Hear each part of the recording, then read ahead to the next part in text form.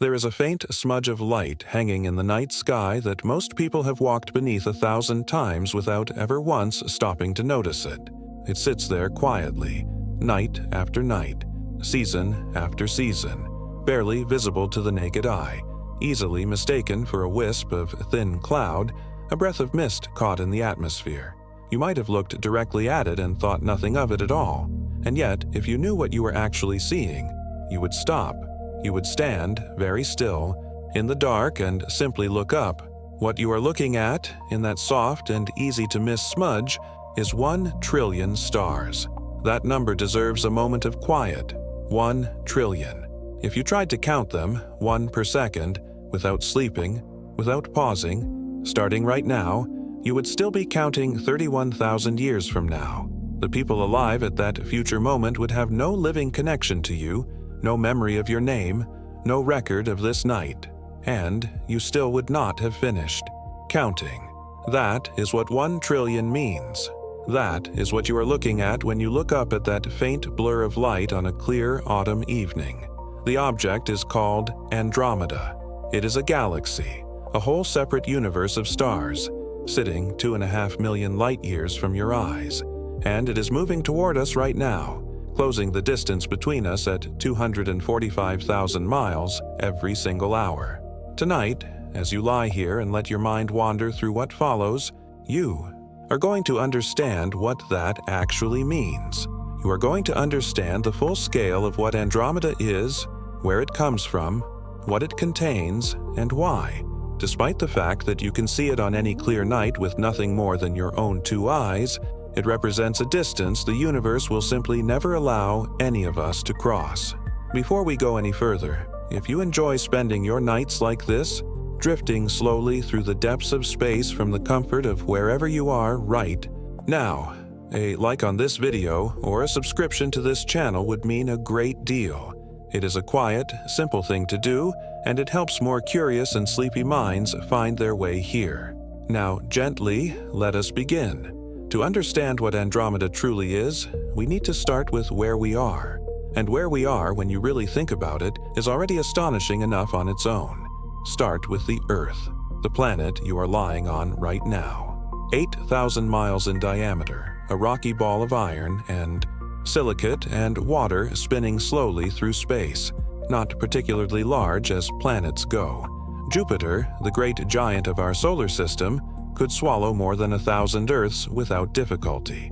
And yet, Earth is special, not because of its size, but because of where it sits. 93 million miles from the Sun, close enough that water stays liquid, far enough that it does not boil away into vapor.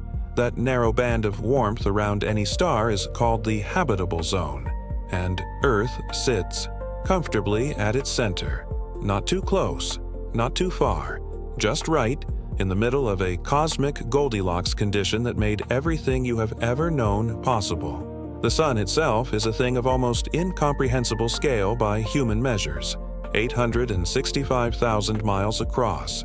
1 million Earths could fit inside its volume. It contains 99.86% of all the mass in the solar system. When you add up every planet, every moon, every asteroid, every comet, every grain of dust floating in orbit, all of it together accounts for less than a fraction of a percent of the total. The Sun is essentially everything. The planets are a kind of afterthought, small and quiet and outnumbered. Light takes 8 minutes and 20 seconds to travel from the Sun to Earth.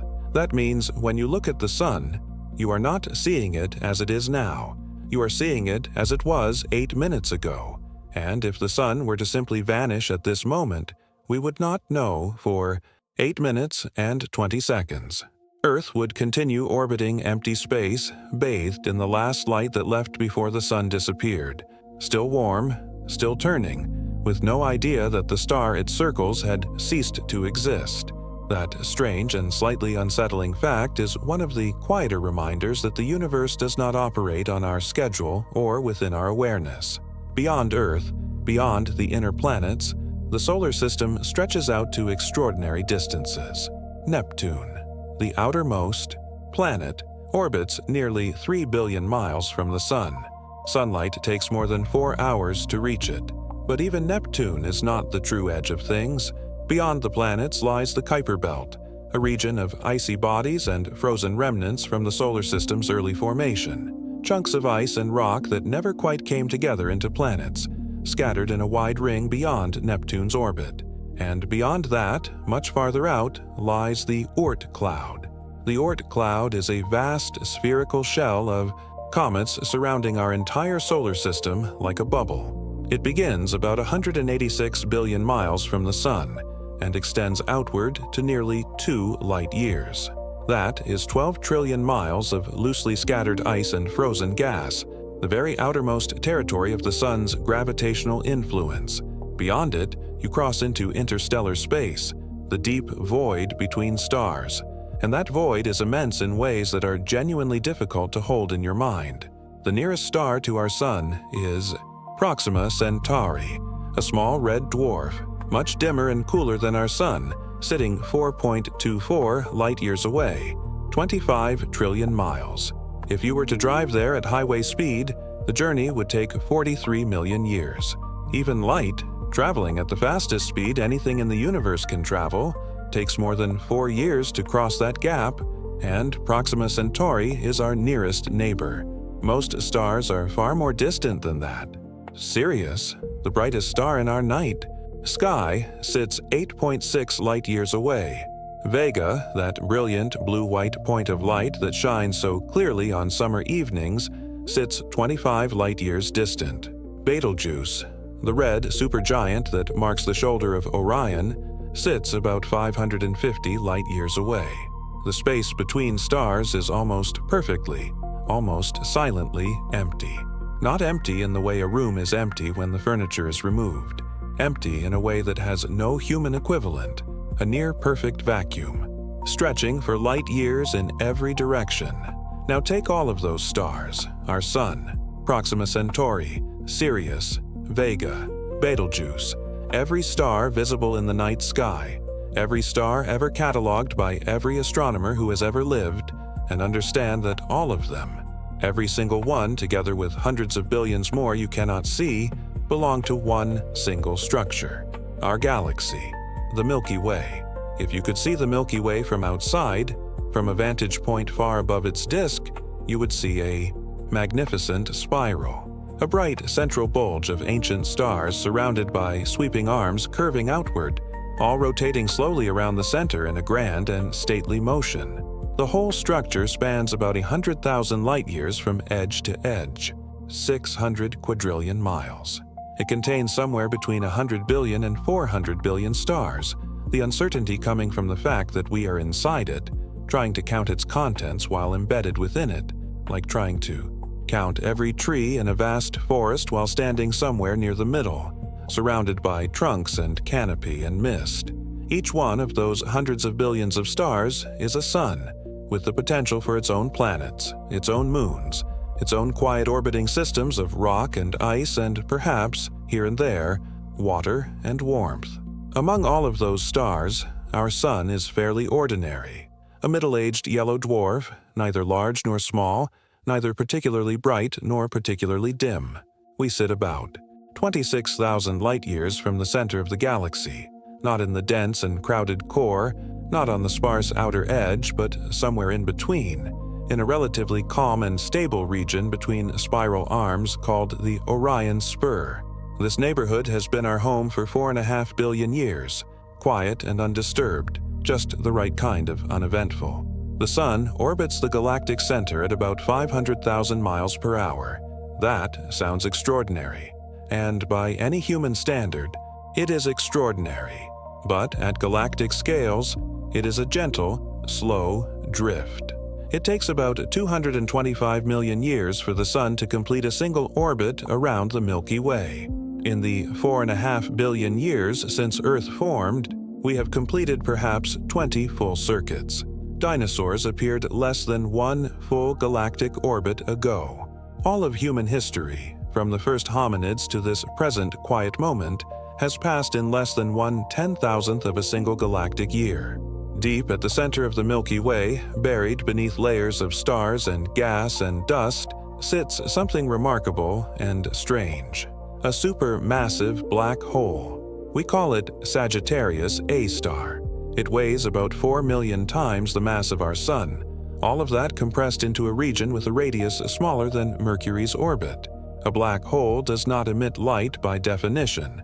Nothing escapes from inside its boundary, not even light itself, but we know it is there. We know it because we can watch the stars.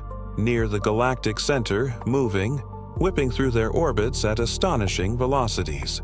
Some of them complete a full orbit in just 16 years, accelerating to nearly 2% the speed of light at their closest approach. The only thing capable of producing that effect, the only explanation that fits the observations, is a supermassive black hole sitting unseen at the center of everything. The Milky Way is home. Everything humanity has ever known exists within this galaxy. Every person who has ever lived, every civilization that has risen and fallen, every war, every poem, every discovery, every quiet night just like this one. All of it happened here, within the bounds of one spiral galaxy among a vast and largely uncounted number. For most of human existence, we had no idea what the galaxy was. We saw a band of soft light stretching across the night sky and understood it was something significant, but had no framework for what. Ancient Greeks called it the Milky Circle. Some cultures imagined it as a river of milk spilled across the heavens by the gods. Others believed it was a road traveled by souls. Even well into the early 20th century, most astronomers believed the Milky Way was the entire universe, that everything that could exist was contained within it, that the band of light overhead was the full and final extent of reality. Then, in 1923, everything changed. An astronomer named Edwin Hubble was working at the Mount Wilson Observatory in California, using the 100-inch Hooker telescope, the most powerful telescope in the world at that time. Night after night, Hubble turned this instrument toward a soft and fuzzy patch of light that had been observed and catalogued and puzzled over for centuries. It had been noted by the Persian astronomer Abd al-Rahman al-Sufi in the year 964, who described it as a small cloud. It had been observed through early telescopes in the 17th century. A French astronomer named Charles Messier, who spent his career cataloging fuzzy objects that looked like comets but didn't move like comets, had listed it as number 31 in his catalog of things that weren't comets, mostly just so other astronomers could ignore them. The object became Messier 31, but what it actually was remained a genuine mystery. The great debate in astronomy at that time was simple in its framing and enormous in its implications. Were these fuzzy, spiral nebulae clouds of gas within the Milky Way, perhaps regions where new solar systems were quietly forming? Or were they something else entirely?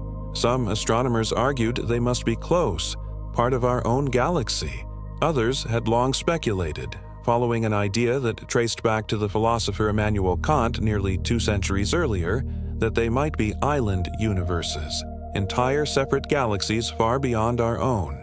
But speculation could only carry so far. Astronomy needed measurement. Hubble provided the measurement by finding stars. He took long photographic exposures of Andromeda, letting the light accumulate on glass plates for hours at a time. When he examined those plates with care, he found individual stars within the nebula, and among those stars, he found something specific and useful: variable stars. Stars that changed in brightness over time, pulsing with a regular rhythm.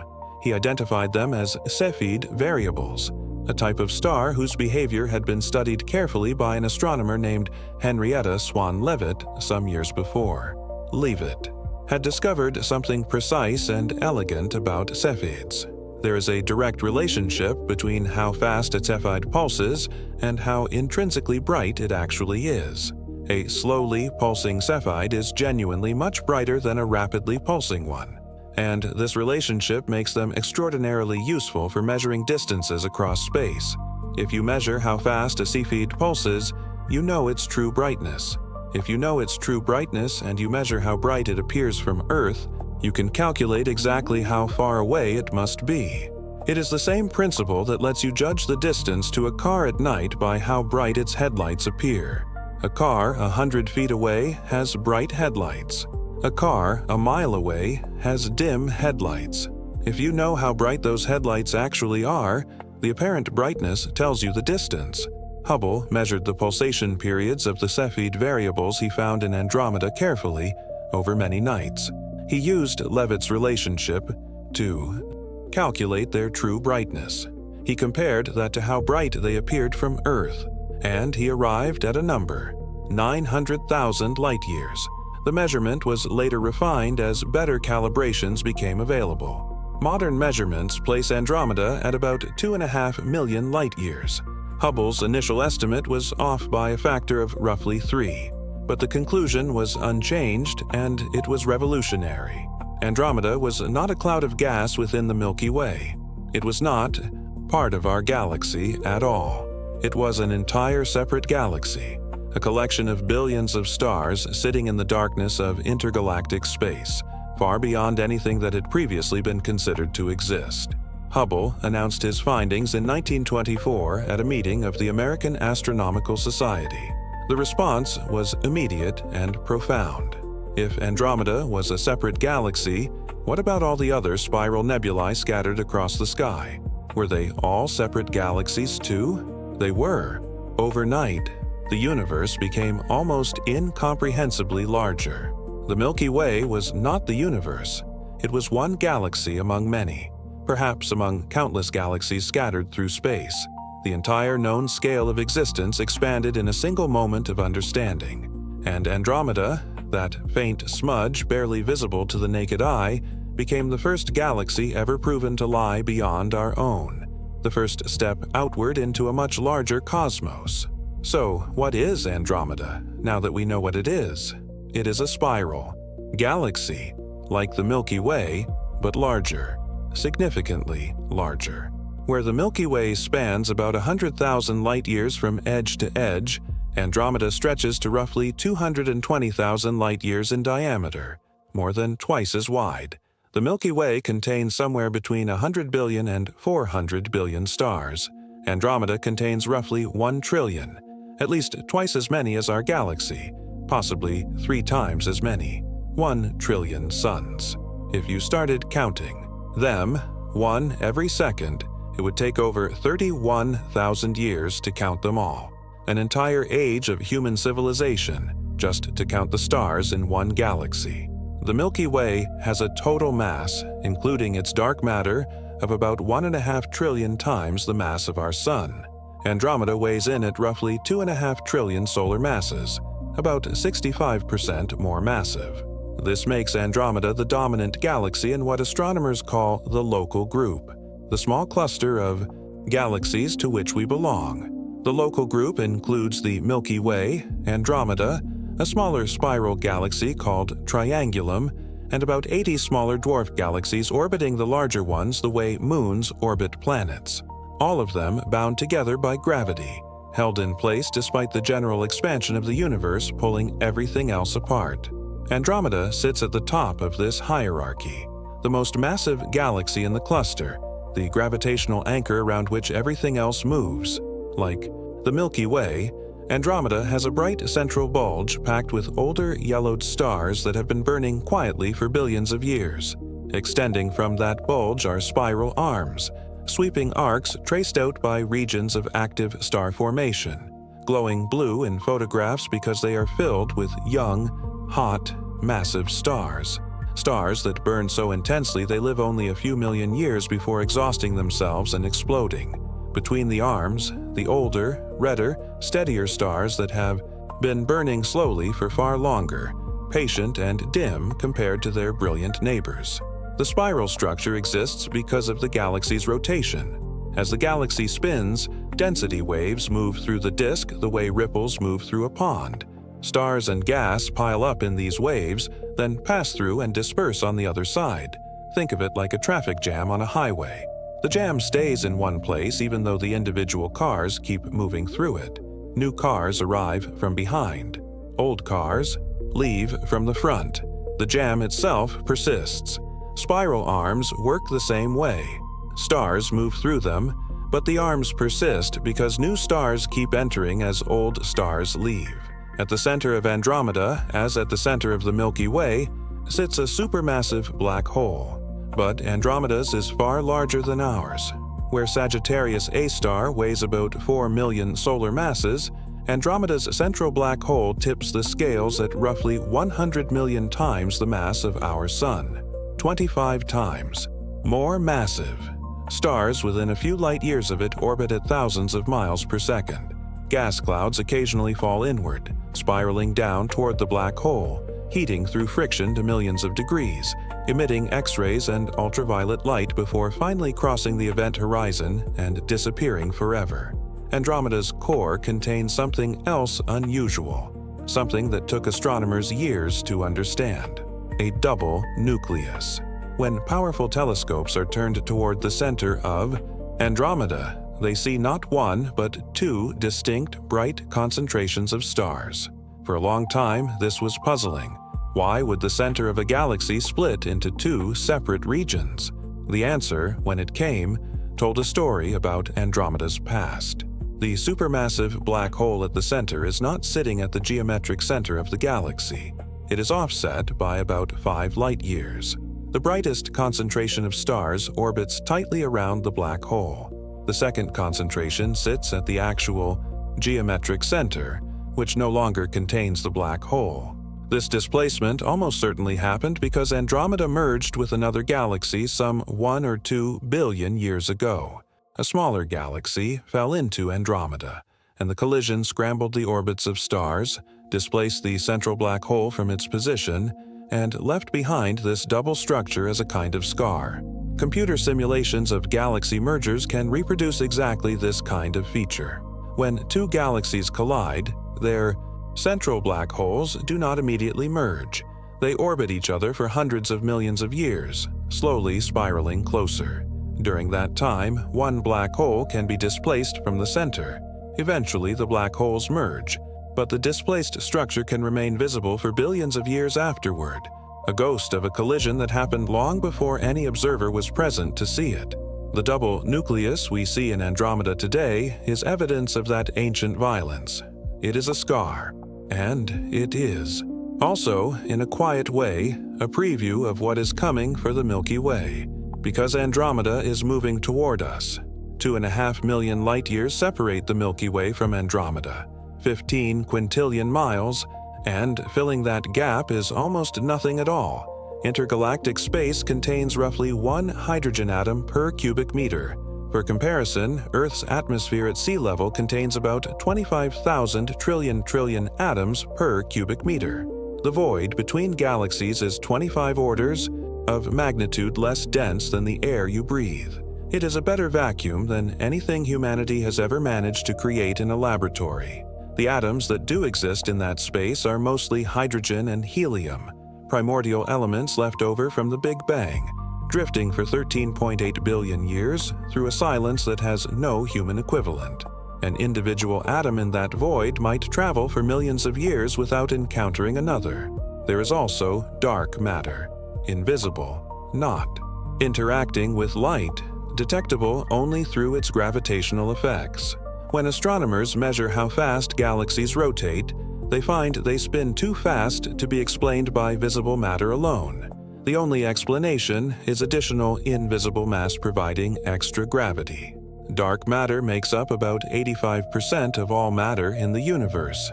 Everything we can see, every star, every planet, every cloud of gas, every person, every grain of dust, all of it together makes up the remaining minority. The Milky Way has a dark matter halo extending far beyond its visible edge. Andromeda has an even larger one, and somewhere in the middle of that 2.5 million light-year gap, those halos overlap. There is an invisible bridge of dark matter connecting our two galaxies, and it is pulling them toward each other. We know Andromeda is moving toward us through what is called the Doppler effect. When an object emitting light moves toward you, its light waves compress, shifting toward the blue end of the spectrum. When it moves away, the waves stretch, shifting toward red. Almost every galaxy in the universe shows a redshift, because the universe is expanding and carrying galaxies apart from each other. But Andromeda shows a blue shift. It is coming closer. The expansion of the universe is trying to push Andromeda away, but gravity between the two galaxies is stronger at this distance. Gravity wins. The two galaxies are falling toward each other and have been for billions of years. At their current closing speed, traveling toward each other across 2.5 million light-years, the Milky Way and Andromeda will meet in about 4 billion years.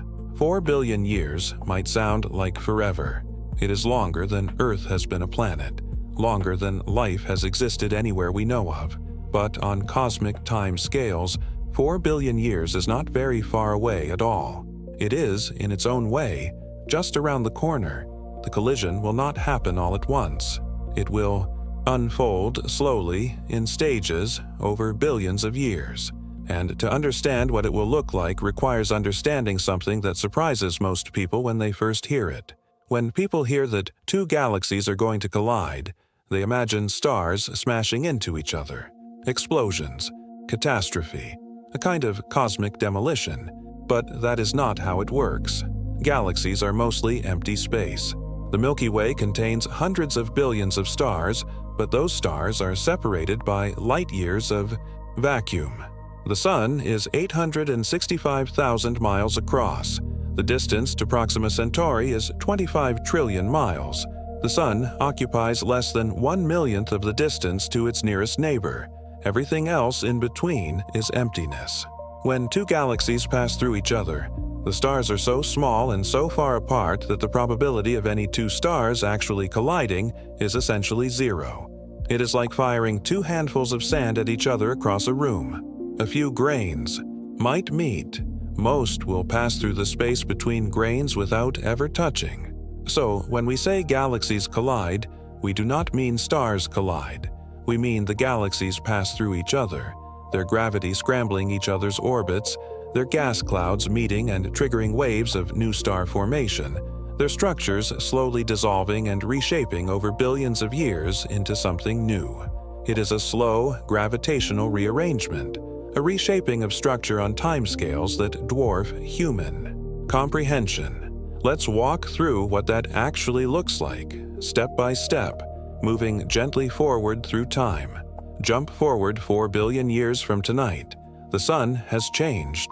It is hotter now, brighter, burning through its hydrogen fuel more quickly than it did in its youth. The increased heat has been slowly warming Earth for hundreds of millions of years. The oceans have begun to evaporate. Water vapor in the atmosphere creates a warming cycle, trapping more heat, causing more evaporation, raising temperatures further.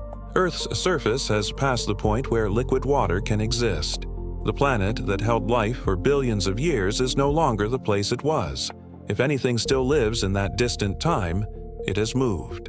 Underground, perhaps, near geothermal vents far from the burning surface, or outward, to the moons of Jupiter or Saturn, where the Sun's increased warmth has perhaps created new pockets of liquid water and gentle conditions. Life finds its edges and settles there. But set aside the fate of Earth for a moment and simply look up at the sky. Andromeda now dominates the view in a way that would take your breath away. What was once a faint smudge barely visible to the naked eye is now an enormous spiral structure stretching across 30 degrees of sky, 60 times the apparent width of the full moon. You can see its central bulge clearly without any instrument at all, a bright yellow-white glow of hundreds of billions of old stars. The spiral. Arms are visible as distinct sweeping arcs dotted with clusters of young blue stars. Dark lanes of dust thread through the arms. The whole galaxy has a faint luminescence from billions of older, redder stars at its outer reaches. It is spectacular, unlike anything any human alive today will ever see, and it is growing larger every year. At this stage, Andromeda is still about 600,000 light-years away, 6 times the diameter of the Milky Way. Still a vast distance, still intergalactic space, but no longer the 2.5 million light-years it was at the beginning. The galaxies have been falling toward each other for 4 billion years, and they have covered most of that distance. Even though they are still hundreds of thousands of light-years apart, they are already beginning to influence each other. The mutual gravitational pull between them is already having visible, measurable effects. Both galaxies are developing what astronomers call tidal tails. Here is what that means and why it happens. Gravity decreases with distance. The farther you are from a massive object, the weaker its pull on you. This is why Earth orbits the Sun without falling into it. We are far enough away that gravity only curves our path into an orbit rather than pulling us inward. But this also means that different parts of an extended object feel different amounts of gravitational force if they are at different distances from the source. Consider the Milky Way approaching. Andromeda. A star on the edge of the Milky Way closest to Andromeda is somewhat closer to Andromeda's center than a star at the Milky Way's own center. And that star at the center is closer than a star on the far side. These differences are small compared to the total distance, but they matter. The stars closest to Andromeda feel a slightly stronger pull than average. The stars on the far side feel a slightly weaker pull. This difference in gravitational force across the body of the galaxy is what creates tidal forces. The result is a stretching. Stars closest to Andromeda are pulled slightly harder and begin to drift ahead, forming a bulge extending toward the approaching galaxy. Stars on the far side feel slightly less pull and begin to lag behind, forming a tail stretching away. The galaxy is being gently, slowly pulled like taffy in two directions at once. The same thing is happening to Andromeda, pulled by the Milky Way's gravity into its own set of tidal tails. As the galaxies continue to approach, these tails grow longer and more prominent, stretching for tens of thousands of light years, then hundreds of thousands. Eventually, they extend for millions of light years, long, graceful streams of stars pulled from their parent galaxies like threads from a sweater. And here is something worth pausing on. The tidal tails do not point directly toward or away from the other galaxy. They curve. This happens because the galaxies are not simply pulling on each other. They are also rotating. Each galaxy spins slowly, completing a full revolution every few 100 million years. As they pull on each other, that rotation causes the tidal tails to curl like water spiraling gently down a drain. Computer simulations of galaxy mergers reproduce this naturally, the curved tails emerging, growing, wrapping around the merging structures in patterns of remarkable beauty and mathematical precision. These simulations have been refined over decades. In the 1970s and 80s, astronomers ran simple calculations with a few thousand points of light and limited physics. Today, with modern supercomputers, simulations can track billions of particles, representing not just stars but gas, dust, and dark matter together.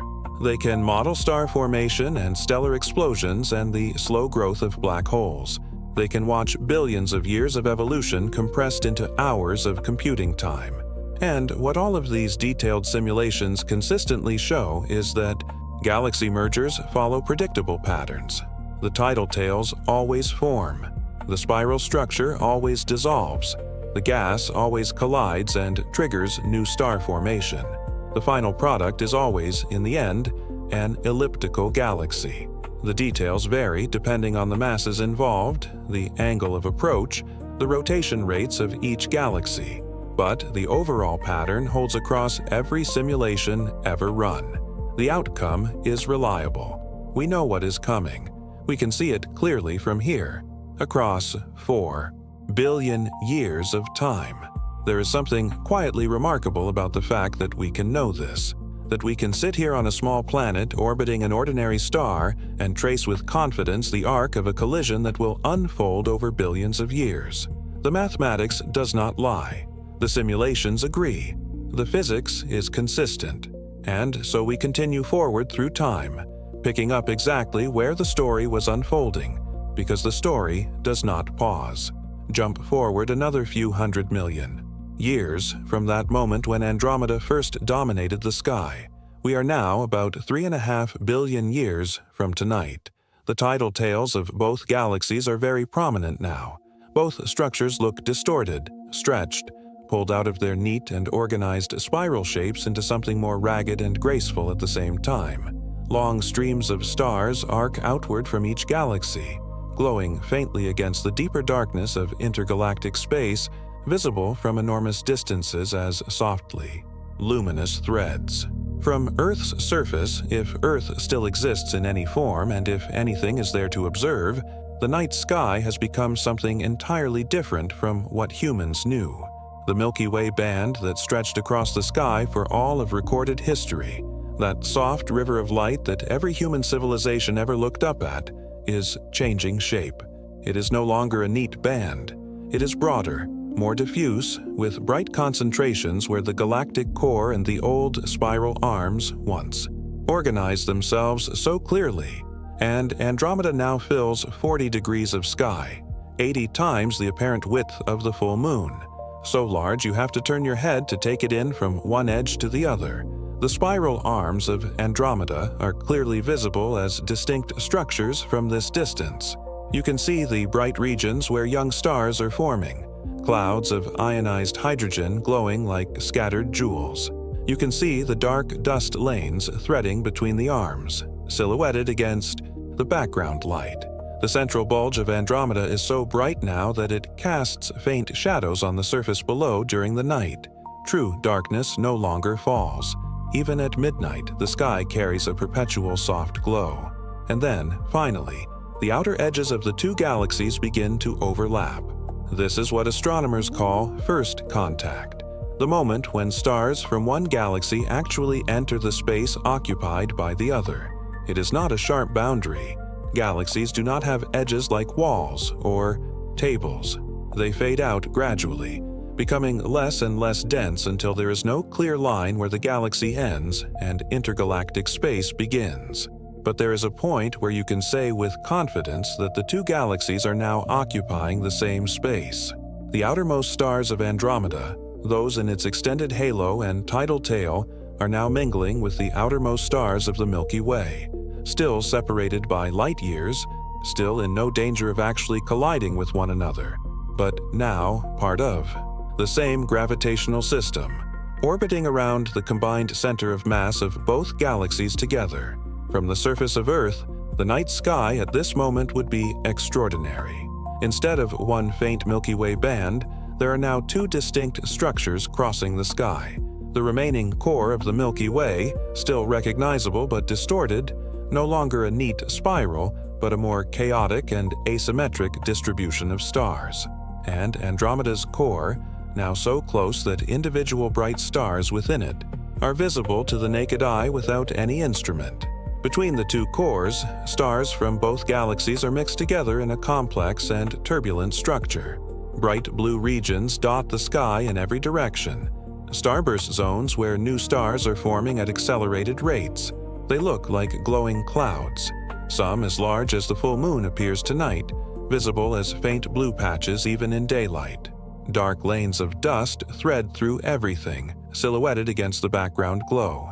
The combined light from both galactic cores is so pervasive that genuine darkness never comes. The sky at midnight has a softness, a faint and ambient luminescence, like standing outside just after sunset on a summer evening, except it never deepens beyond that. And yet, here is something worth sitting with for a moment. If you were standing on Earth's surface at this moment, assuming Earth still existed in any recognizable form, you would probably not feel anything unusual in your daily life. The sky would be spectacular at night, but during the day the sun would still rise and set on schedule. The seasons would still change. The temperature would not suddenly shift. If life existed, it would go on, adjusting to a changed sky the way life adjusts to everything, slowly and without full awareness of the scale of what was happening overhead. That is because even though the galaxies are now occupying the same space, the distances between individual stars are still enormous. The nearest stars from Andromeda are probably dozens or hundreds of light years away. There is no immediate collision, no radiation surge, no gravitational disruption of planetary orbits, just a slowly, gradually transformed night sky. The real effects are happening not to individual planets and stars, but to the galaxy as a whole. The sun's orbit around the galactic center, which has been stable and roughly circular for 4.5 billion years, is now being altered. Andromeda's gravity is pulling on every part of the Milky Way, but not evenly. The pull varies depending on position, and this creates torques and complex gravitational interactions throughout the galaxy. Orbits that were circular are becoming elliptical. Orbits that lay flat in the galactic plane are tilting out of it. Stars that moved together in organized streams are being scattered into new paths. Some stars are being drawn toward Andromeda, accelerating as they fall toward the combined center of mass of both galaxies. Others are being flung outward, their orbital velocity boosted to the point where they escape the merging system entirely, becoming intergalactic wanderers, carrying their planets and their frozen moons out into the void between galaxies, drifting through emptiness that will never end. And some stars, perhaps including our own Sun, are having their orbits scrambled without being ejected, kicked into new paths that are more elliptical, more tilted, more erratic than anything they followed for billions of years before. The Sun might end up in a completely different part of the merged galaxy from where it started. It might end up far from the old galactic center, or surprisingly close to it, or tilted out of the old galactic plane entirely. We do not know exactly where the Sun will find itself in the final merged system. Simulations suggest a range of possible outcomes. The uncertainty itself is a kind of reminder that complexity resists perfect prediction, even when the broad outlines are clear. This scrambling of orbits is one of the central mechanisms through which a galaxy merger transforms structure. Before the collision, most stars in a spiral galaxy follow fairly circular orbits, all moving in roughly the same plane, all orbiting in the same direction. This organized, coherent motion is what creates and maintains the spiral. The spiral arms exist as density waves, regions where stars and gas pile up temporarily as they flow through on their circular orbits. Think again of that. Highway traffic jam. Cars keep moving through it, but the jam persists in the same location because new cars keep arriving as old ones leave. The arms of a spiral galaxy work that same way. Stars pass through them, but the arms persist because new stars keep entering as old stars exit. But when you add the gravitational influence of another galaxy, that organization breaks down. Stars get nudged and kicked into new orbits that no longer lie in the galactic plane. Some orbit in one direction, some in the opposite direction. Some have highly elongated orbits that take them far from the galactic center before swinging back again. The motion becomes randomized, three-dimensional, without a preferred plane or direction. And when orbits are randomized this way, spiral structure cannot exist. There is no longer the coherent rotation needed to maintain density waves. The galaxy loses its graceful symmetry and becomes something else entirely. That something else is an elliptical galaxy. A smooth, featureless distribution of stars orbiting in random directions, roughly spherical or slightly elongated in shape, without arms, without a disk, without organized rotation. Most of the large elliptical galaxies visible in the universe today are believed to be the products of earlier mergers. They carry the memory of their origins in their structure, or rather in the absence of structure. But before that final settled state arrives, something happens that is among the most visually dramatic events the universe produces on galactic scales. The gas between the stars is affected far more dramatically than the stars themselves during a merger. Stars orbit through space without interacting much, because they are so small and so far apart. Two stars could pass within a light year of each other and neither would feel any significant effect. But gas is different. Gas fills space. It is diffuse, yes, only a few atoms per cubic centimeter in most regions of a galaxy, but it occupies volume, and gas can collide. When two clouds of gas moving in different directions meet, they do not pass through each other. They slam together. The collision compresses the gas, squeezing it into a smaller volume. Compression heats the gas. This is the same principle that heats a bicycle pump when you use it rapidly, the air inside warming as it is compressed. The collision also creates shock waves. regions where the gas is compressed to much higher densities than it normally reaches. These shock waves propagate through the colliding clouds, and they set off something remarkable.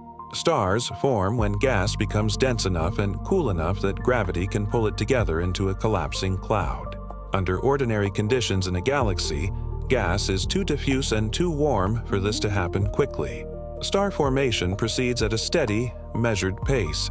In the Milky Way today, about 1 or 2 new stars form per year on average. It is a slow and patient process. But when gas clouds collide, during a galaxy merger, conditions change completely. The collision compresses the gas by factors of 10, 100, sometimes 1,000.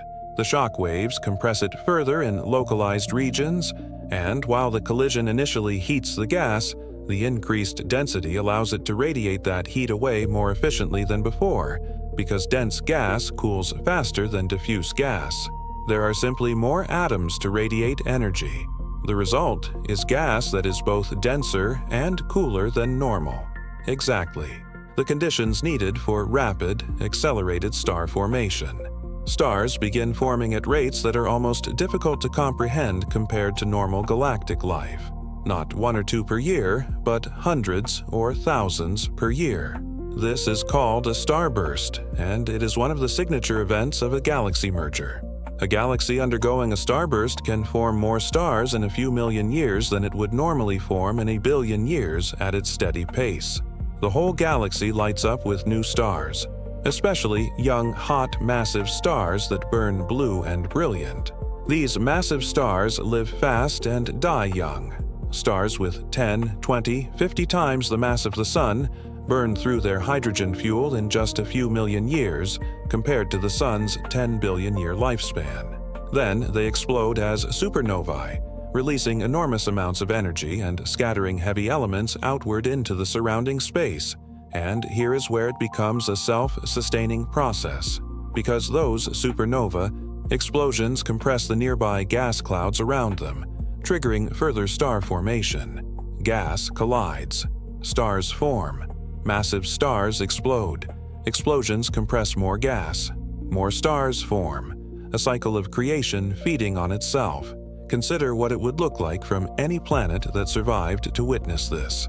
The night sky would be filled with vast glowing nebulae, clouds of ionized gas lit up by young stars, stretching for hundreds of light years in some cases.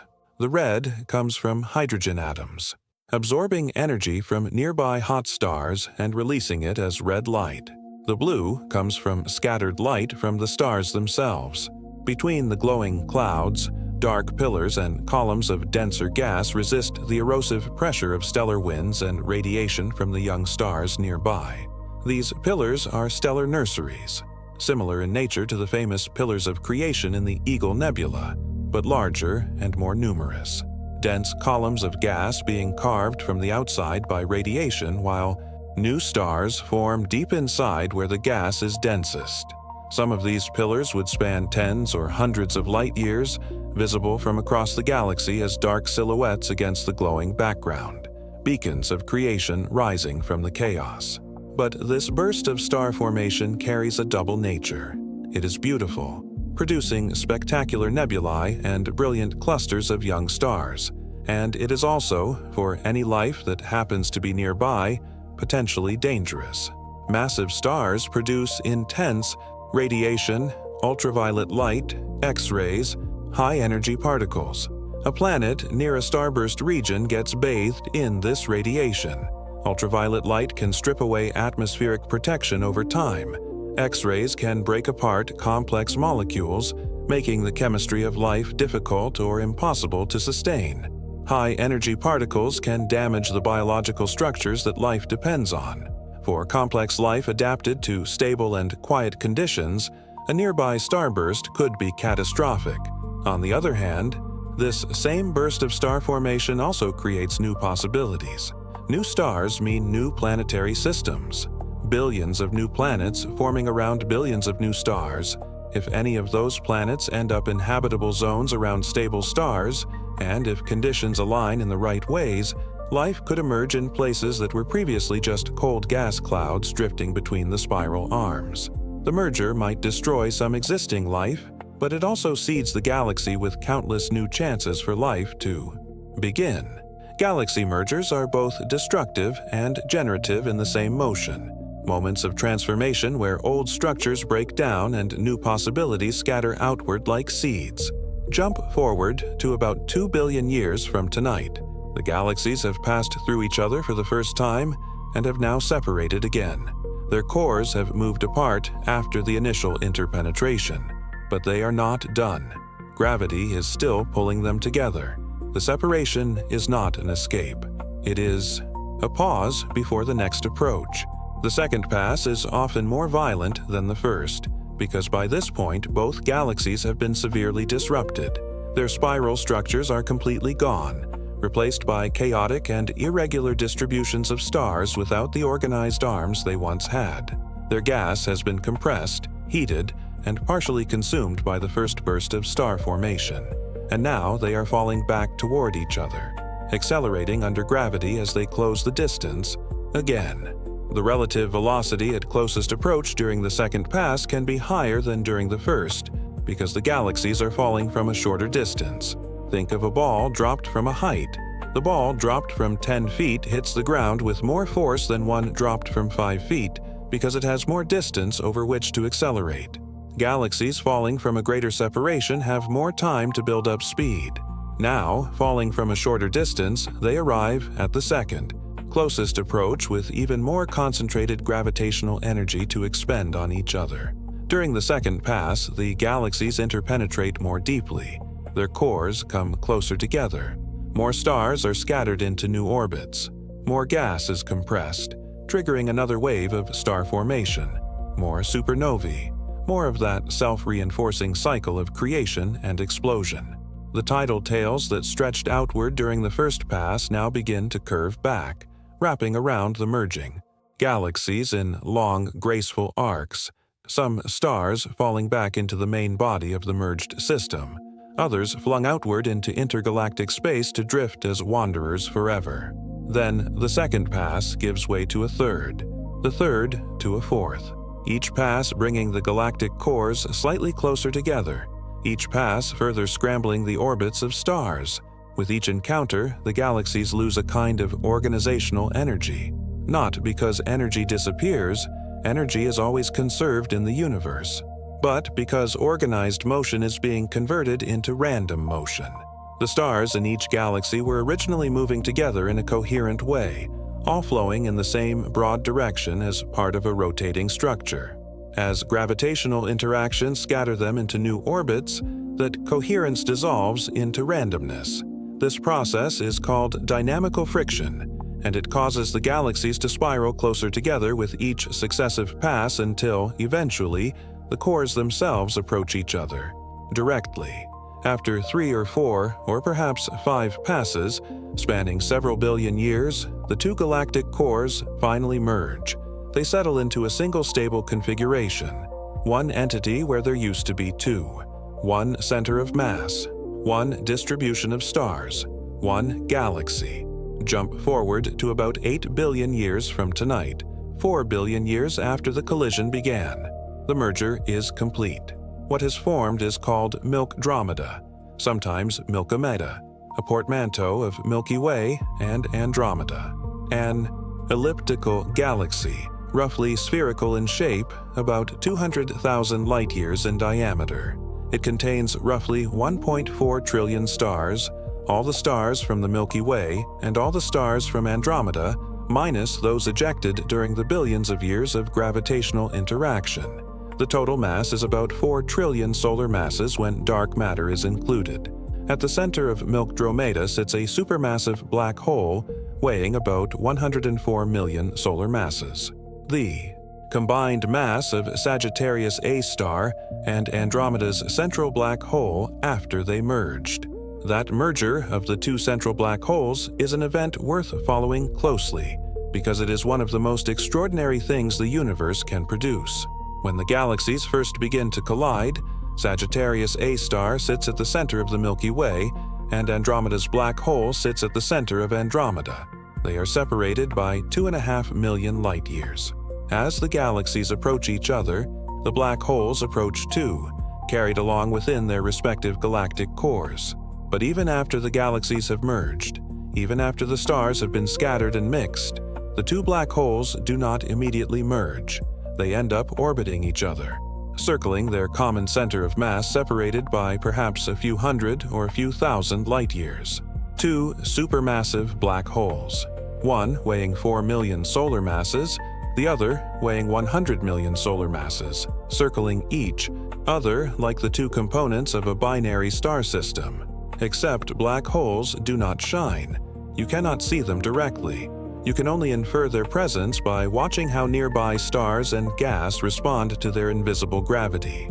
As the black holes orbit each other, they gradually spiral closer. This happens because they emit gravitational waves, ripples in space-time itself, predicted by Einstein in his general theory of relativity in 1916. When massive objects accelerate, they create disturbances in the fabric of space-time that propagate outward at the speed of light, similar in some ways to how accelerating electric charges create electromagnetic waves. But gravitational waves are much weaker than electromagnetic waves. You need truly enormous masses moving at high velocities to create gravitational waves that can be measured at all. Two supermassive black holes orbiting each other qualify with energy to spare. As they orbit, they emit gravitational waves continuously, carrying energy away from the system. And because energy must be conserved, the black holes respond to this energy loss by moving closer together and orbiting faster. This seems counterintuitive at first. Losing energy makes them speed up, but it makes sense from the perspective of orbital mechanics. Objects in lower orbits move faster than objects in higher orbits. The Moon moves faster in its orbit than a high satellite does. As the black holes lose energy, they drop to lower orbits around each other and lower. Orbits are faster orbits, so they spiral inward while simultaneously accelerating. Initially, when they are separated by thousands of light years, this process is extremely slow. It might take hundreds of millions or even billions of years to bring them meaningfully closer. But as they approach each other, everything accelerates. The closer they are, the faster they orbit. The faster they orbit, the more gravitational waves they emit. The more gravitational waves they emit, the faster they spiral together. It becomes a process that builds on itself, slow for billions of years and then suddenly rapid beyond anything that came before. When the two black holes are separated by only a few light years, the inspiral accelerates dramatically. When they are separated by light months, they are orbiting each other hundreds of times per second.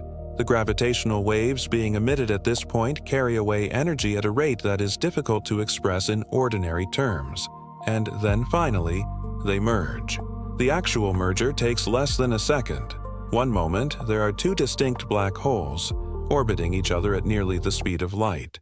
The next moment, they collide, their event horizons touching and merging into one. The newly merged black hole vibrates, its event horizon oscillating like a bell that has been struck, and it emits a final burst of gravitational waves as it settles into its stable, final form. This settling period is called the ringdown, and the pattern of gravitational waves it produces contains precise information about the mass and spin of the new combined black hole. The total energy released in the final moments of that merger is staggering in ways that require a specific comparison to appreciate. In the final second before two supermassive black holes merge, they can emit more energy and gravitational waves than all the stars in the observable universe are emitting in electromagnetic radiation combined. Think about that carefully. 2 trillion galaxies, each containing hundreds of billions of stars, all shining together. All of their light and heat and radiation added up into one total. The gravitational wave output from two merging supermassive black holes exceeds that in a single second.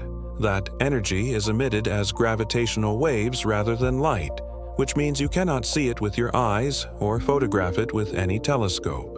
But you can measure it with gravitational wave detectors if you happen to have them, operating at the right moment. The first gravitational waves ever detected by human instruments arrived on September 14, 2015, when the LIGO detectors registered a signal that lasted less than a second. It represented two stellar mass black holes, much smaller than supermassive black holes, merging about 1.3 billion light-years away. The collision had happened 1.3 billion years ago, and the gravitational waves had been traveling through space ever since, finally arriving at Earth on that morning and stretching and compressing the distance between the detector mirrors by an amount smaller than 1/10,000th the diameter of a proton. LIGO detected this impossibly tiny distortion, confirming with direct observation something that had been predicted mathematically for nearly a century. For the merger of Sagittarius A star and Andromeda's black hole, the energy release would be proportionally far larger, millions of solar masses worth of energy released as gravitational waves in the final moments. If humanity, or whatever comes after humanity, still has gravitational wave detectors operating billions of years from now, those detectors would register the merger as it happens, measuring the ripples in space-time that pass through Earth, extracting information about the masses and spins and orbital history of the two black holes that came together at the center of Milkdromeda. Milkdromeda itself will look nothing like either of its parent galaxies. Where the Milky Way and Andromeda were both beautiful spirals, organized and structured and sweeping, Milkdromeda is smooth and featureless. No spiral arms, no central disk, no organized rotation, just a gradual distribution of stars, densest at the center, fading smoothly toward the edges like a softly glowing cloud. The stars orbit in random directions, some clockwise, some counterclockwise, some in nearly circular paths, others in highly elongated orbits that swing far from the center before, pulling back. Orbits tilted at every possible angle, a three-dimensional swarm rather than a two-dimensional disk. This is the nature of elliptical galaxies. The randomized orbits are what give them their smooth, rounded appearance. Stars moving in all directions create a distribution that is roughly spherical or slightly stretched, without the flat geometry that organized rotation would produce. Elliptical galaxies are often described as featureless, and in comparison to spirals, they are. But that smoothness carries its own kind of quiet beauty, the beauty of resolution, of chaos settled into equilibrium. Most of the active star formation has ceased by this time. The starburst that blazed during the collision consumed much of the available gas. Supernova explosions heated and dispersed more of it. Some gas was ejected from the galaxy entirely by the violence of the interaction. What remains is mostly too hot and too diffuse to collapse into new stars. Milkdromeda is dominated by older stars, red dwarfs that will burn patiently for trillions of years, sun-like stars in their middle age or moving toward the end of their lives, red giants swelling as they exhaust their fuel, white dwarfs cooling slowly in the dark. The massive blue stars that formed during the starburst are long gone, having exploded as supernovae millions or billions of years before. The galaxy has a reddish color overall, the color of old stellar populations, of stars that have been burning for a very long time without being replaced by brilliant young ones. It is not dead. Stars still shine, planets still orbit. If life exists anywhere within it, life continues. But the frenzy of the merger has passed. The chaos has settled. The galaxy has reached a new and quieter equilibrium. This is what becomes of the Milky Way. This is what becomes of Andromeda. Two magnificent spirals, each hundreds of thousands of light-years across, each containing hundreds of billions or trillions of stars, merging over the course of several billion years into one smooth and ancient elliptical galaxy at the center of the local group. And now, after following this story across 4 billion years of approach and 8 billion years of merger and resolution, a question comes naturally to mind. A question that has perhaps been forming quietly in the background all along. Could we ever go there? Could humanity, or whatever we evolve into across these billions of years, ever actually reach Andromeda? Could we send a spacecraft across 2.5 million light-years? Could we cross that distance and arrive at those trillion stars, those vast spiral arms, that enormous central black hole, and see it all not through a telescope from 2.5 million light-years away, but up close, directly, in person, the answer reveals something profound about the nature of the universe. Something about the boundaries that physics imposes on all possible futures, not just ours, but anyone's. The answer is no. Not eventually. Not with better technology. Not given enough time and effort and ingenuity. The answer is no in a way that is absolute and final, and built into the structure of reality itself. And understanding why requires understanding the speed of light. Let us start with what we have actually achieved. We have sent exactly 5 spacecraft beyond the solar system. Voyager 1, Voyager 2, Pioneer 10, Pioneer 11, and New Horizons, all launched between 1972 and 2006, all still traveling outward through interstellar space. Voyager 1, launched in 1977, is currently the most distant human-made object in existence. It sits about 15 billion miles from Earth, traveling at roughly 38,000 miles per hour relative to the Sun. That is approximately 1/10,000% of the speed of light. After nearly 5 decades of continuous travel, Voyager has covered about 2/1000 of a light year. The distance to our nearest stellar neighbor is 4.24 light years. At Voyager's current speed, it would take about 73,000 years to reach Proxima Centauri, and Proxima Centauri is our nearest neighbor. Andromeda is 2.5 million light-years away.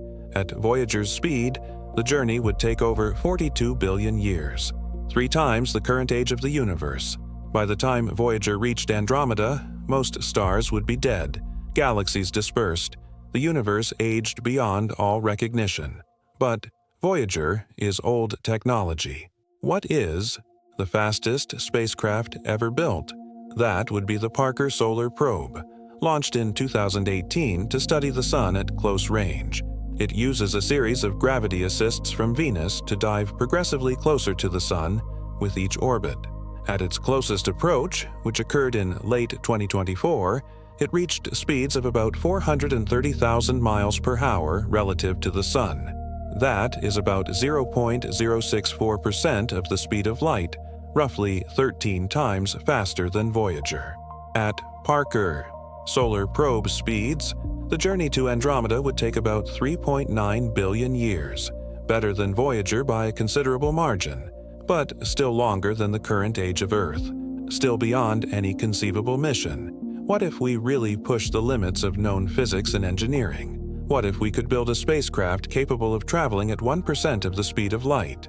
That is about 1.8 million miles per hour, 16 times faster than the Parker Solar Probe. Achieving it would require propulsion technology far beyond anything we have. Nuclear pulse propulsion, where nuclear detonations behind the spacecraft push it forward, was studied seriously in the 1950s and 1960s under a project called Orion. Fusion rockets that harness the same process powering stars were proposed and analyzed. Antimatter engines that annihilate matter and antimatter to release energy at maximum theoretical efficiency were considered. At 1% of the speed of light, the EBI journey to Andromeda would take 250 million years. Longer than the time since dinosaurs walked the Earth. Longer than mammals have existed, but at least conceivable as a duration, at least expressible in biological and geological terms. What if we went faster still? At 10% of the speed of light, the journey takes 25 million years. At 50% of the speed of light, 5 million years.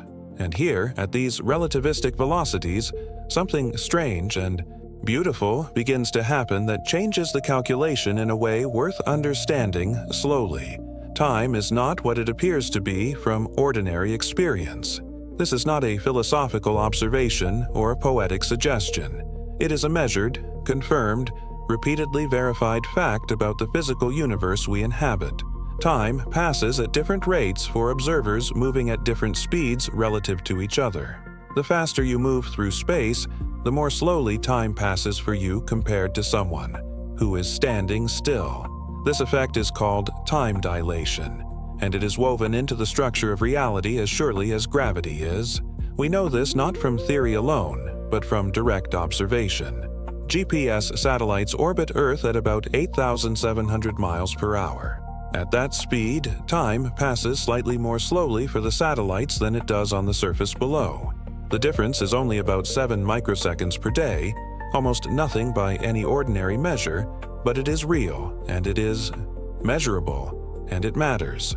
If GPS satellites did not correct for this relativistic time difference, along with the gravitational time dilation predicted by general relativity, the positioning system would accumulate errors of several miles every single day. GPS works because the engineers who designed it understood that time is not the same for everyone, that speed changes how quickly the clock moves. In particle accelerators, the effect becomes far more dramatic. Unstable particles moving at 99.99% of the speed of light live hundreds of times longer than they should, because time is passing for them at a fraction of the rate at which it passes for the detectors observing them. We do not predict this. We measure it. The particles themselves confirm it every time the accelerators run. Think about what this means for a spacecraft traveling at very high speeds toward Andromeda. At 50% of the speed of light, time on board passes at about 87% of the normal rate. 1 year of travel on the ship corresponds to about 1.15 years back on Earth. A noticeable difference, but not a dramatic one. At 90% of the speed of light, time on board passes at about 44% of the rate for a stationary observer. 1 year of travel on the ship corresponds to about 2.3 years for someone at rest. At 99% of the speed of light, time on board passes at about 14% of the normal rate. 1 year for the traveler corresponds to roughly 7 years for someone at home. So here is where it gets genuinely interesting. If you could somehow accelerate a spacecraft to 99% of the speed of light, the journey to Andromeda would take 2.5 million years from the perspective of Earth. But from the perspective of the people on board, with time passing at only 14% of the normal rate, the subjective experience of that journey would be only about 350,000 years. Still an impossibly long time for any individual human life, but dramatically shorter than the external duration. Push further. At 99.9% of the speed of light, the 2.5 million year journey from Earth's perspective shrinks to about 112,000 years of subjective time. At 99.99%, about 35,000 years of subjective time. At 99.999%, about 3,500 years. Still far beyond any individual lifetime, but now within the range of what you might imagine a dedicated generational voyage attempting, at least in principle. And yet you cannot reach those speeds. Not with any technology we can imagine. Not with any energy source we know of or can conceive of. Not because engineers have not been clever enough, or because we simply need more time to develop better propulsion, but because of something more fundamental than engineering. As you accelerate toward the speed of light, your effective mass increases. This is a consequence of special relativity, confirmed by every particle accelerator ever built. The faster you move, the more energy it takes to accelerate you further, not because the engines become less efficient, but because the object being accelerated becomes harder to accelerate, as though the universe itself is pushing back. At 90% of the speed of light, your effective mass is about 2.3 times what it was at rest. At 99%, it is about 7 times your rest mass. At 99.9%, about 22 times. To reach light speed itself would require infinite energy, and infinite energy is not a resource that can be gathered or generated or stored. It does not exist. It cannot exist. This is not a technological barrier. It is not a limitation that a sufficiently advanced civilization could eventually overcome with enough ingenuity. It is a law written into the fabric of space-time itself. The universe does not allow objects with mass to reach the speed of light, not because it is very difficult, but because it is impossible in the same way that 2 + 2 = 5 is impossible. Put some concrete numbers to the energy problem and the impossibility becomes vivid. To send a spacecraft of 1,000 kilograms, about the mass of a small car, to Andromeda at 99% of the speed of light, the kinetic energy required works out to roughly 45 sextillion joules. For comparison, total human energy consumption across all of civilization in a single year is about 6 times 10 to the 20th joules. Accelerating that 1-ton spacecraft to 99% of light speed requires roughly 75 times everything humanity uses in an entire year. And that is just to get it up to speed. If you want it to actually slow down when it arrives at Andromeda rather than shooting past, at 99% of the speed of light, you need the same amount of energy again for deceleration. 150 years of total human energy output to send a single 1-ton probe and have it stop when it gets there. Now consider a generation ship large enough to carry hundreds or thousands of people, large enough to house not just the people but all the systems needed to sustain them across thousands or millions of years. Life support, food production, water recycling, manufacturing, medicine, radiation shielding, propulsion systems, fuel, or whatever powers the engines, entertainment, education, governance, conflict resolution, everything needed to maintain not just biological survival, but something resembling a functioning society across timescales longer than human civilization has existed. Such a ship would mass millions of tons, possibly tens of millions. The energy requirements scale with mass. A 1,000,000-ton ship requires 1,000,000 times more energy than a 1-ton ship. You are now talking about energies equivalent to the total output of human civilization across millions of years, all delivered as kinetic energy to a single vessel.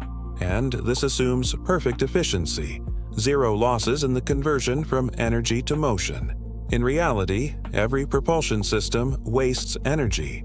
Rockets, for instance, must carry their fuel, and fuel has mass, and accelerating that mass requires more fuel, which adds more mass in an exponential relationship that engineers call the tyranny of the rocket equation. To reach even 1% of the speed of light with chemical rockets, the fuel-to-payload ratio would need to exceed numbers with more zeros than there are atoms in the observable universe. Some proposals try to get around the rocket equation by leaving the power source behind. A laser sail, an enormous lightweight reflective surface attached to the spacecraft, pushed by powerful lasers based back on Earth or in orbit around the Sun. The spacecraft itself carries no fuel. The energy comes from outside. This potentially solves the tyranny of the rocket equation because the spacecraft mass stays constant throughout the journey. You are not burning and ejecting mass. You are being pushed. The Breakthrough Starshot project, announced in 2016, proposed exactly this for reaching Proxima Centauri. Build ground-based or space-based lasers with combined power in the gigawatts or terawatts and use them to push a tiny spacecraft, perhaps a few grams, equipped with a reflective sail, to perhaps 20% of the speed of light. The journey to Proxima Centauri would then take about 20 years rather than 70,000. But scaling this approach to Andromeda introduces problems that may be even harder to solve than the rocket equation itself. First, the lasers would need to be absurdly more powerful. Second, and more fundamentally, light diffracts. It spreads out as it travels. Even a perfectly collimated laser beam widens, due to basic physics. By the time your laser light has traveled a light year, even with perfect optics, the beam has spread to hundreds or thousands of miles in diameter. Most of the energy misses the sail entirely. The farther the spacecraft travels, the more the beam has spread and the less efficiently the sail captures the energy. Over 2.5 million light-years, essentially none of it reaches the sail at all. Third, and most simply, a laser sail can accelerate, but it cannot decelerate. To slow the spacecraft down when it arrives at Andromeda, you would need a second laser system of equal power already operating at the destination. There is no one at Andromeda to build such a system. There is no one there to maintain it across the millions of years the voyage would take. The spacecraft would arrive, if it ever arrived, and shoot straight through the galaxy at whatever speed it had built up, unable to stop, unable to explore, unable to do anything except become a Tiny, fast-moving object passing through someone else's galaxy without pause. What about wormholes? What about warp drives? These ideas appear so regularly in discussions of interstellar and intergalactic travel that they deserve a patient and honest look, even here in the quiet of a sleepy night. A wormhole is a hypothetical tunnel through space-time connecting two distant points. If one existed, you could in principle enter it near Earth and exit near Andromeda, covering 2.5 million light years in a moment rather than millions of years. A warp drive, as imagined in science fiction, would create a bubble of modified spacetime around a spacecraft. The bubble itself moves faster than light while the occupants remain stationary inside it, surfing through space rather than traveling through it in the ordinary sense. Do these violate the universal speed limit? Technically, not in the same direct way as a rocket exceeding light speed. The speed of light limit says nothing can move through space faster than light, but it does not say space itself cannot be manipulated, or that spacetime cannot in principle have shortcuts built into it. In practice, however, both wormholes and warp drives require something called exotic matter, with negative energy density. Negative energy density means energy less than the energy of empty vacuum. We have observed negative energy density in tiny amounts in quantum systems in a phenomenon called the Casimir effect, where two closely spaced metal plates experience a measurable force because the quantum vacuum between them has slightly less energy than the vacuum outside them.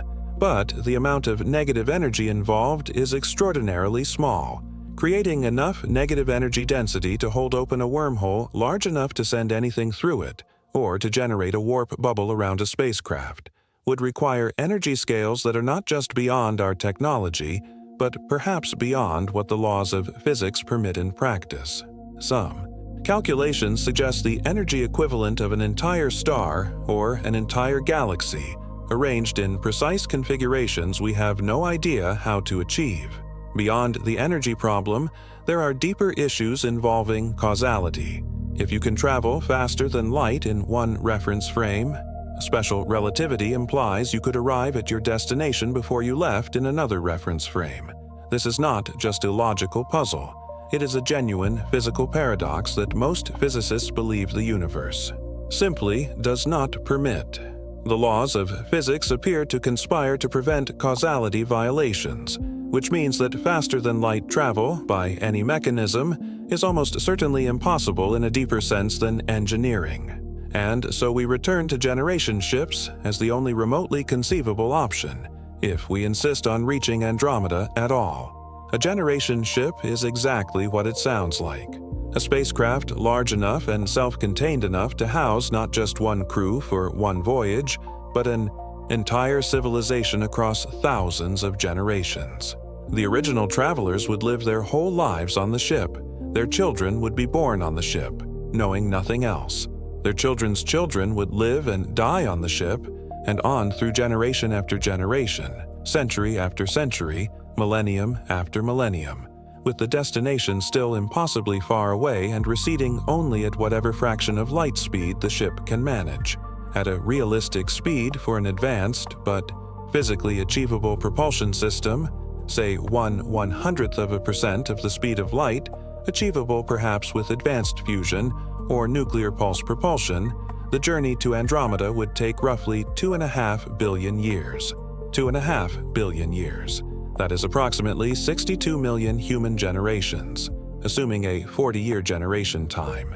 62 million generations of people born on the ship, living their entire lives on the ship, dying on the ship, never once seeing the destination, never once setting foot on any planet, never once seeing a sky with more than one sun, never once knowing anything but the corridors and chambers and recycled air of an enclosed vessel traveling through a darkness that has no end visible to anyone alive. The descendants who eventually arrived, after 2.5 billion years of continuous travel, would bear no meaningful connection to the people who launched the mission. Their language would be unrecognizable to the original crew. Their culture would have evolved beyond anything that could be traced to its origin. Their biology would likely have changed significantly. 2.5 billion years is enough time for dramatic evolutionary divergence. Life on Earth went from single-celled organisms to complex multicellular life in less time than that. The arrivals might not even be the same species, and this assumes the ship can function for 2.5 billion years. It assumes materials do not degrade. It assumes systems do not fail in ways that cannot be repaired. It assumes the knowledge required to maintain the technology is not lost over 62 million generations of human drift. It assumes the ecosystem sustaining the crew can recycle everything perfectly with zero net loss across geological timescales, something no natural ecosystem has ever achieved and no engineered system has come close to. It assumes the social structure does not collapse under pressures that human psychology was never evolved to handle. Human civilization is about 10,000 years old. The generation ship to Andromeda would need to sustain itself for 250,000 times that span. Not twice as long, not 100 times as long. 250,000 times as long as all of recorded human history from the first cities to this present moment. It is not just improbable. It is effectively impossible in every practical dimension, even if the laws of physics do not strictly forbid it. And there is one final consideration that closes the door entirely, quietly, and without drama. Even if you could solve every one of these problems, even if you could build the ship and sustain it and maintain purpose across billions of years and arrive at Andromeda with your culture and technology intact, by the time any spacecraft traveling at realistic speeds reached Andromeda, the merger would already be happening. The galaxies are approaching each other at 245,000 miles per hour. In 4 billion years, they will collide. If you launched a spacecraft today toward Andromeda at 1% of the speed of light, it would take 250 million years to arrive. In those 250 million years, Andromeda will have moved roughly 500,000 light-years closer to the Milky Way. You would have to aim not at where Andromeda is now, but at where it will be 250 million years from now, when your spacecraft finally arrives. And when you arrived, you would find not the organized and beautiful spiral galaxy that you set out toward. You would find a galaxy already deep in the process of disruption, its spiral arms pulling apart, its tidal tails extending for hundreds of thousands of light years, its star formation already accelerating. The neat and ordered system you wanted to explore would already be transforming into something chaotic and new. If you waited longer before launching, hoping to develop faster propulsion technology, Andromeda would be even closer and the collision even more advanced when you arrived. Every year of delay narrows the window. Eventually, the window closes entirely. The galaxies merge. Milk-Dromeda forms. And you are already inside it, not as a visitor from outside but as a constituent, a small part of the very structure whose formation you watched from too great a distance to do anything but observe. Andromeda is unreachable. This is the conclusion the universe imposes on us, gently but without exception. Not because we lack imagination, not because we have not tried hard enough or thought creatively enough about propulsion and engineering, not because the problem is simply waiting for better technology to mature, but because the universe itself has a structure, and that structure includes boundaries. The speed of light is not an engineering challenge. It is a fundamental feature of space-time, as unchangeable as the value of pi, as absolute as the laws of mathematics. Distances measured in millions of light-years are beyond that boundary in any practical sense that could ever apply to any civilization anywhere in the universe, not just ours. We can observe Andromeda. We can study it with every kind of light and radiation and gravitational wave that travels across the distance between us.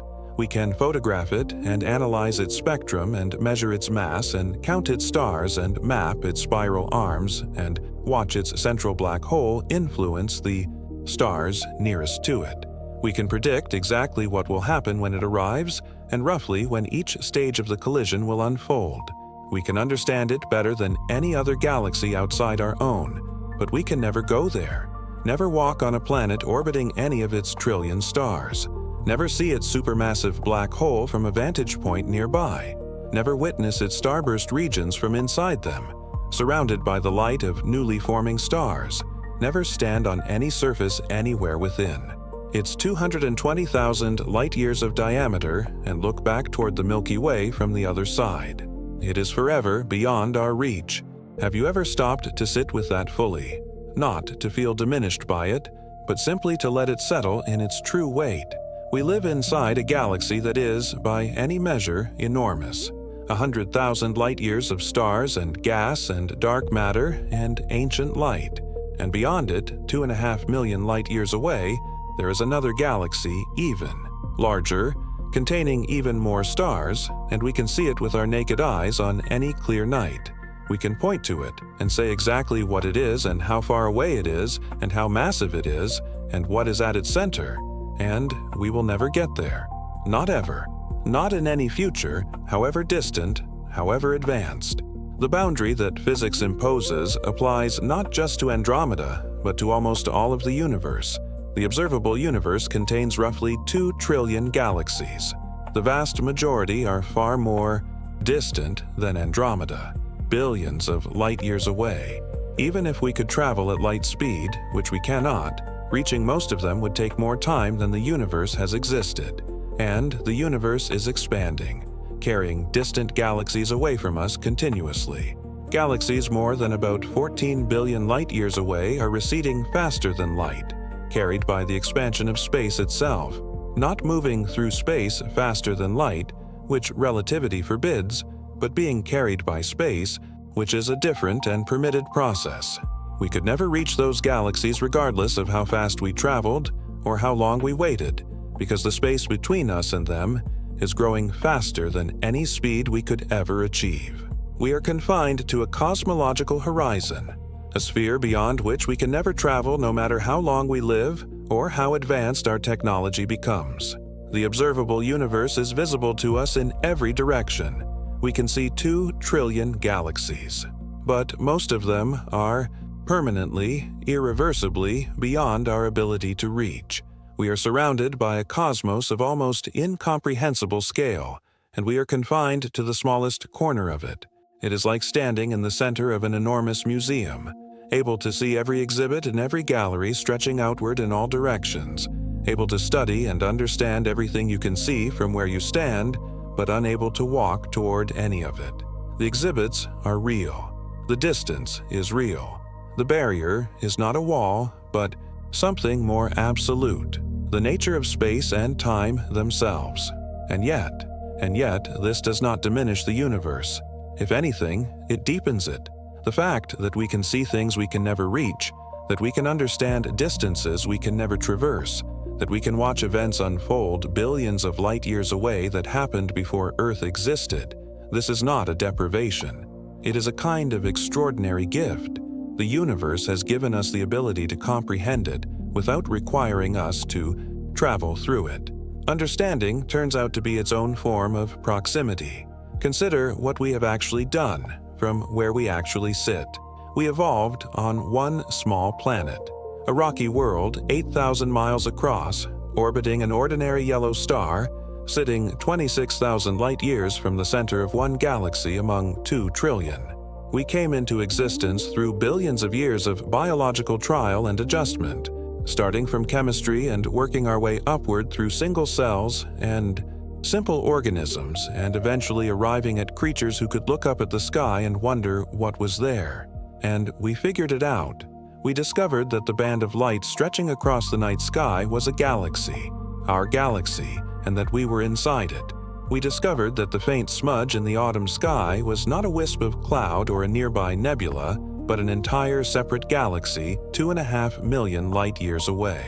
We measured the distance using the pulsation rates of variable stars, a method that relies on a relationship between timing and brightness that no one had any reason to expect would be so precise and so reliable. We mapped the structure of the universe, traced its history back to the Big Bang, predicted its future expansion.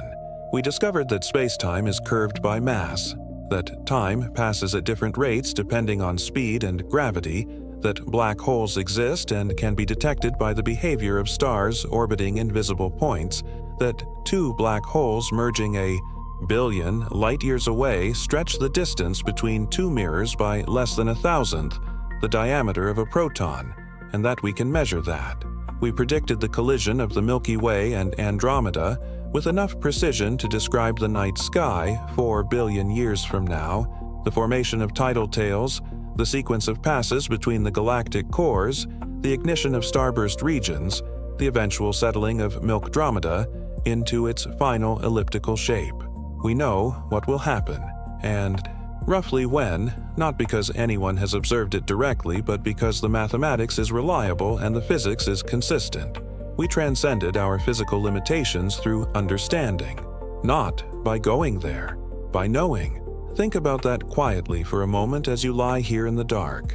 A species that spent most of its existence not knowing what the stars were, not knowing what the Milky Way was, not knowing whether the universe had a boundary or a history or a future, has, within a few 1,000 years of organized inquiry, figured out the structure of space-time, the life cycle of stars, the fate of galaxies, has looked up at a faint smudge of autumn light and determined that it contains 1 trillion stars sitting 2.5 million light-years away, moving toward us at 245,000 miles per hour, and will arrive in 4 billion years to begin a merger that will last several billion more.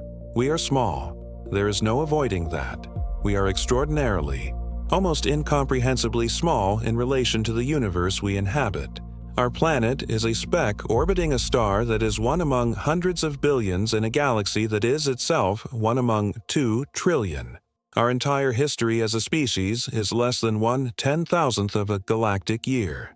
Everything we have ever built, everyone who has ever lived, every war and every poem and every quiet night just like this one, all of it has occurred in a tiny fraction of a tiny period in an ordinary corner of an ordinary galaxy in a universe so large that most of it will remain forever beyond our reach. And we are not insignificant, because we can understand. We can hold all of this in our minds. We can look up at the sky and know, not just feel, but actually know what we are looking at and how far away it is and what it is doing and where it is going. We can piece together the history of a universe that did not need us in order to happen, and we can see it whole. There is something quietly comforting in that, if you let it settle in without hurry. The universe is very large and we are very small, and it will go on long after we are gone. The merger of Andromeda and the Milky Way unfolding on its own schedule, indifferent to whether anyone is watching. The tidal tails will grow. The starburst regions will ignite. The galactic cores will pass through each other and separate and fall back together again. Milkdromeda will form, and the universe will continue its expansion, carrying distant galaxies beyond our horizon, growing emptier and quieter and darker over trillions of years. And somewhere in that long, slow future, on whatever remains of this planet, or on some other quiet world orbiting some patient star, perhaps something will still look up and wonder. Perhaps something will still feel that particular sensation of smallness and openness that comes from looking at the night sky and understanding, even a little, what is out there, that the light falling on your face right now has traveled for millions of years to reach you, that the galaxy you see overhead is one of 2 trillion, and that 2 of them are moving toward each other at this moment and have been for billions of years, and that the outcome is known, and that it is strange and beautiful and completely indifferent to us, and yet somehow, despite all of that, comprehensible. That smudge of light in the autumn sky, barely visible, easy to overlook. 1 trillion stars looking back at you from 2.5 million light-years away, arriving slowly, carrying their 100 million solar mass black hole and their double nucleus and their ancient starburst scars and their uncountable orbiting planets toward a meeting with us that neither side can avoid, and that will take billions of years to complete, moving toward you tonight at 245,000 miles per hour while you lie here, quiet in the dark. You will never get there, and you know exactly what it is. Both of those things are true at the same time. And together, they are enough, more than enough. They are everything. Let that thought carry you forward, gently, into whatever comes next. into the quiet that comes after understanding, into the slow and easy drift of a mind that has held something vast and set it down softly and let itself grow still. The stars are out tonight. Andromeda is there, faint and patient, 2.5 million light-years away. The universe is doing what it has always done, expanding slowly, indifferent and beautiful. Good night.